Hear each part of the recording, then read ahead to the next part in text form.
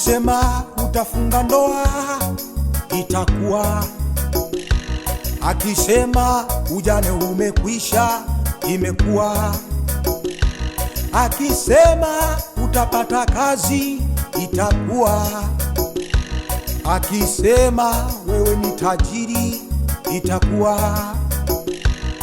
Maadui zako hawatoshindana na wewe, maana akisema yeye kila kitu kinakuwa.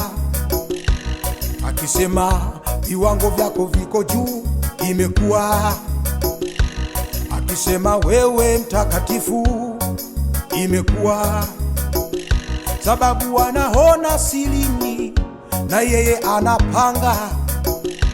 Wanadamu hawawezi sema lolote, yeye akisema Bwana akisema ndio, hakuna wakupinga, hakuna wakupinga. Bwana akisema ndio, hakuna wakupinga, hakuna kabisa. Bwana akisema ndio, hakuna wakupinga, yani atotokea. Bwana akisema ndio, hakuna wakupinga, yeye anamaliza yote.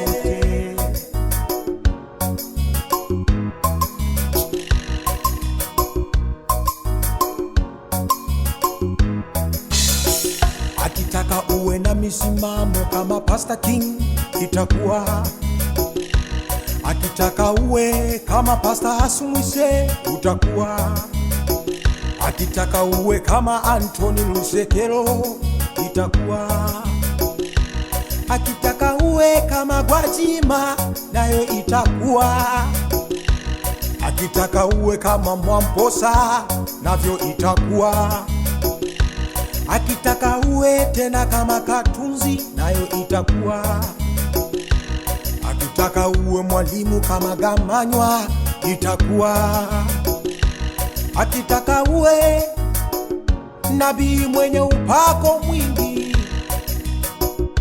ufanye kazi yake kwa viwango vikubwa, nayo haitoshindikana itakuwa.